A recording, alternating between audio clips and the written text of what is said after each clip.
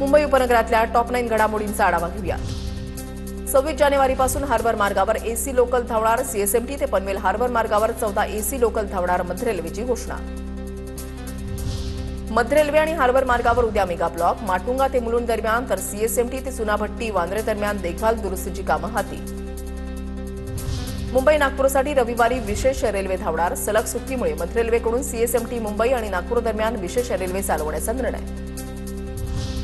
नवी मुंबईच्या नेरूळमध्ये आगरी कोळी महोत्सव 2026चं उद्घाटन संपन्न। खासदार नरेश म्हस्के यांच्या हस्ते उद्घाटन। महोत्सव आजपासून 1 फेब्रुवारीपर्यंत सुरू असणार।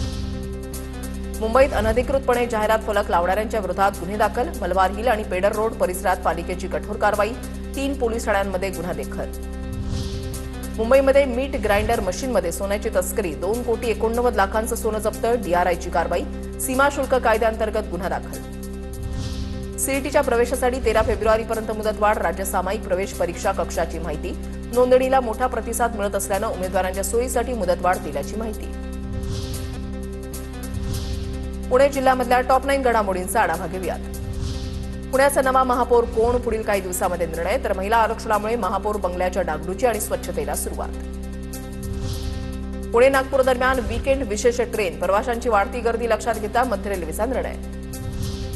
कोकणातील विविध भागातून पुण्यातील बाजारामध्ये हापूस आंबा दाखल व्हायला सुरुवात। सध्या हापूस आंब्याच्या पेटीला 15,000चा दर। फेब्रुवारीच्या 15 ते 20 तारखेदरम्यान हापूसचा हंगाम सुरू होण्याचा अंदाज।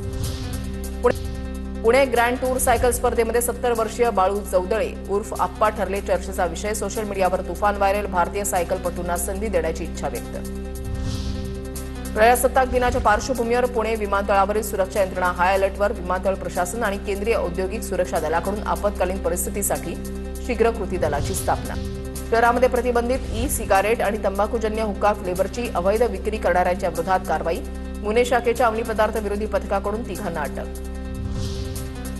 पुण्यात डेटिंग ॲपच्या जाळ्यामध्ये अडकवून तरुणांना लुटणारी टोळी गजाआड। कोंढवा पोलिसांकडून 5 जणांना अटक। मोबाईल, दागिने आणि गुन्ह्यामध्ये वापरलेली वाहनं जप्त।